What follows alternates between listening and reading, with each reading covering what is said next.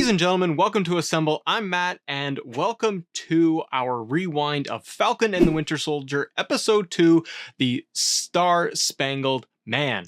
This episode gives us our introduction to John Walker, the new Captain America, as well as his Battlestar companion. Just like the first episode, this one has a ton of action, as well as progressing the story, some amazing story development when it comes to Sam and Bucky, as well as Isaiah that we meet later on in the episode.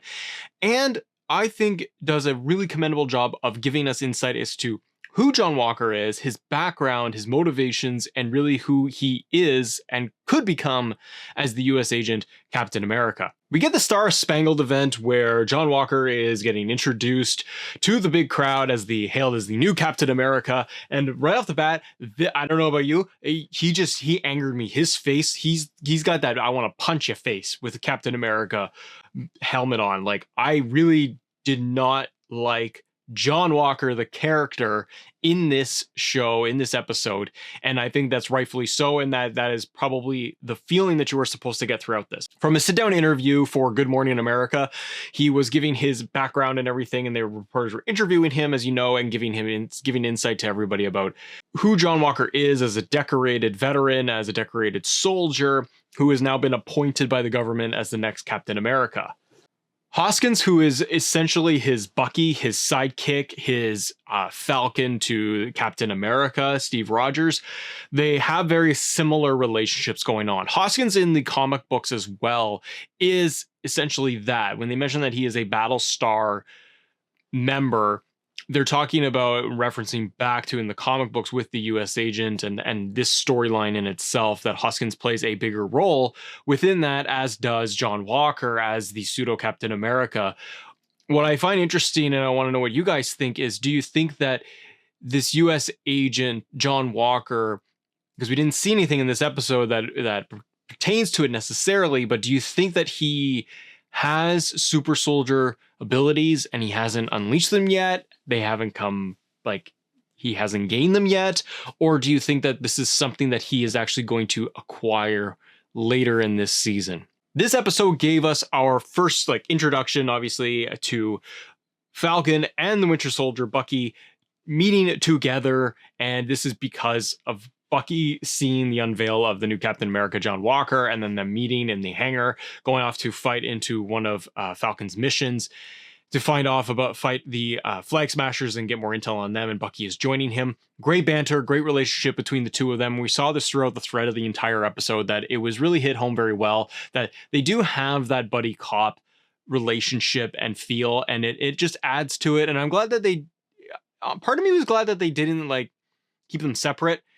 I'm glad that they brought them together very quickly, and it made it feel like it is just part of the universe, and that they're very interconnected. And it matters too, because Bucky, seeing that John Walker has the shield, knows that Falcon and Sam was supposed to be giving that and putting that on display, retiring it or becoming the new Cap, as we saw at the end of Endgame. But the other half of me thought maybe it would have been cool to have them almost separated throughout the course of the season and have to come together, or their stories kind of align together. But this way worked for me too. We had a really cool fight scene, and I think that where they're on top of the trucks, they're infiltrating one of the Flag Smashers warehouses, where they're grabbing material and they're loading on the truck, and they think that they have a hostage, which turns out to be one of Flag Smashers, that they do have super strength and superpowers. And what was cool is to have Falcon and Bucky, again, that dynamic, that relationship together, really showcasing in this episode. And I thought that they did a really good job of doing another great action sequence that had intensity, and it made you feel like you were just watching a Marvel movie. I even watched the first episode or 2 episodes with my wife, and even for someone who is extremely casual, who has no idea who Falcon is, let alone Winter Soldier, she pointed out a guard and thought that was Winter Soldier. I digress. It was great for her to even see and say that this feels like I'm just watching a movie, watching a Marvel movie. This is really well done. So I got to give them kudos for actually putting this together. The truck sequence I thought really was well done. Falcon and Bucky are getting their ass kicked, and then we see the introduction, John Walker coming in off the helicopter with Hoskins and saving the day and rescuing them. And it just bothered me. It just got me all angry as a Marvel fan, which again good that's what they want to like make you feel, because I felt like that he's not an Avenger and he doesn't, I don't think, have superpowers. It just felt like he was just getting weaseling his way into all of this, and he pretty much is. We see later as John Walker is trying to lend a hand to them by, as they're walking along on the path, and he is trying to get him in the truck. John is trying to get them on his side to get him to see that they got to work together to try to be able to stop this, and that they can't do it on their own because they're outnumbered as well as they're outpowered if they all have super strength. Now, what is good though is that while I'm frustrated by John Walker as being Captain America, because I think who the hell is he? And that's Sam and Bucky's mentality too, of like, you're not Captain America, you're handed the shield. I really appreciate the depth that they're going, even within one episode, of building out John's character, that he's trying to do the best he can. This is our understanding, at least, of what we know now, that he is trying to be a good soldier. He is trying to do what's best, and he is reaching out to Sam and Bucky to try and get them to work together. So his intentions are good, and this may lead to us feeling frustrated or sad even later in the season if John turns and goes bad. Then we're going to feel like he could be doing, and one of my theories is John gets put down a path where he is trying to do good. Again, one of the best motivators for villains, especially in the MCU, is the villains think that they're on the right side of history, that they are doing the right thing. I think that John Walker could be an amazing, amazing protagonist and antagonist in this series if they give him more power and strengthen him up, because if he turns evil because he feels like the country is against him, that the Avengers are against him, and all he's trying to do is good, and he starts going out on his own. We saw a little bit of glimmer of this and a little bit of seed of this at the very end of the episode. That could make John Walker, the US agent, very, very interesting going into the end of the season. There's also a lot of good development when it comes to the Flag Smashers that Falcon and Bucky are going after to try and stop, because they're obviously super soldiers. There is a very interesting kind of subplot in here too, I think, of them trying to right the wrongs of history, and they feel that they are on the right side of things. They are this refugee group that is outside, outcasts on their own, and because of the blip and the 5 years and gap in time and the way everything was running around the world, they feel that they are trying to right the wrongs of the world. And I think it's interesting too, because I don't think the Flag Smashers are going to be the big villain at the end. I think that, and it's obvious that towards the end of the episode, we actually see Zemo in jail, and I think that he is going to play a much bigger role within all of this in the story arc. I think the Flag Smashers are potentially just going to be that one catalyst and that one bad guy to get to the next theme in the bigger story. The big standout moment for me in this episode was when Sam and Bucky travel to Baltimore. Bucky is going to introduce Sam to Isaiah. Isaiah is a super soldier that was kept in captivity in jail, in prison, when he was fighting alongside and as a super soldier in like the 50s and 60s, along with the Winter Soldier at that time. And the government ran tests on him, and as he said, they took blood from him. No one took care of him, and he was trapped in jail, and he went to jail and paid for all the sins and everything, and was tested on over the course of 30 years, and now he's released. So he is dealing with all of that built up anger and frustration and years of it, and he still has the super powers that he does. The performance here was incredible. The underlying tones as well, and racial themes that are brought out throughout the episode and throughout the series, I think, are playing a huge, huge role here, where Isaiah is the one who went to jail and he was essentially the Black Captain America, and Steve Rogers didn't know about him, only Bucky did. And it's a very interesting story, as we know that the Black Captain America is in the comic books as well. This was really, really cool because it gave more depth to this relationship. It puts a weird tone on for Falcon, who gave up the mantle as the proper pseudo new Captain America, appointed the shield by Steve Rogers, and not becoming the first Black Captain America, although Isaiah would be that. But to not take up that mantle, and Sam struggling with all this ideas for it to go to a government appointed white Captain America and John Walker. Like, there's so much cool tones and themes going on in here that people wrestle with, that the characters are wrestling with.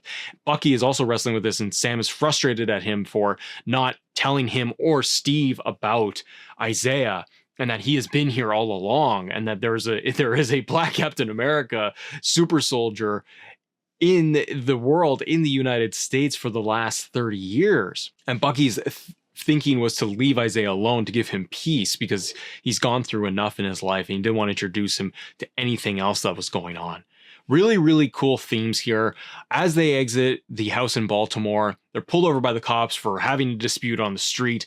Again, bringing in that racial theme and stereotyping, and immediately the cops are asked, like, they're in the rough part of Baltimore, and the cops are asking if Bucky is being bothered by this man, and they didn't recognize that it was Falcon, that it was Sam, because even the cop said, "Oh, sorry, I didn't recognize you without your goggles on," which again is frustrating and angry to see. And it's just, it speaks to what the theme and issues that Sam is wrestling with and has wrestled with for years. And I think it's really cool and big of Marvel to go down and wrestle with the racial issues going on in the world, to bring this to the forefront with a character like Falcon at this time in history.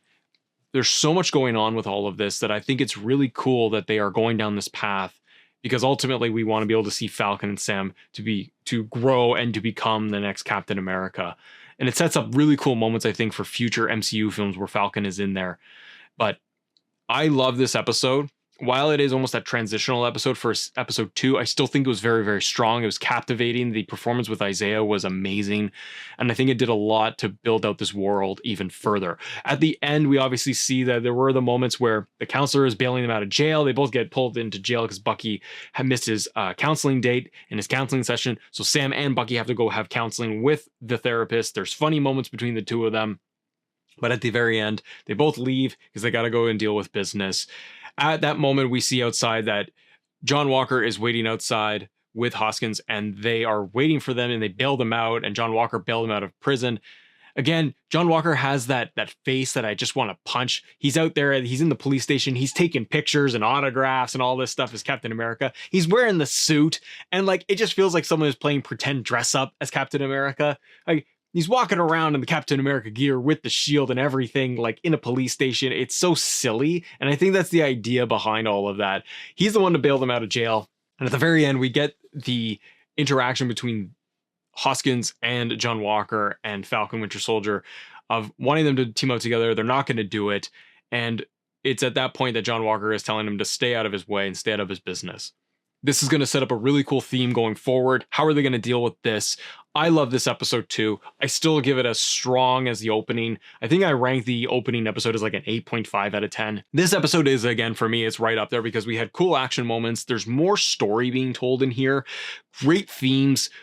Introducing the two main characters together. I still give it like an 8.5 out of 10. I still really thoroughly enjoyed it. What did you all think of episode 2 of Falcon and Winter Soldier, the Star-Spangled Man? I'd love to know it. Let me know your thoughts in the comments below, because I think that they're introducing so much and they're doing it quickly, but they're doing it in a very, very captivating way. I don't feel like things are getting drawn out too far. I'm very interested in the Flag Smashers and what their real motivations are.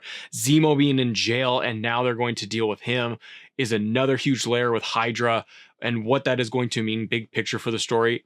And you have the element of John Walker in there too as the US agent, as the Captain America figure.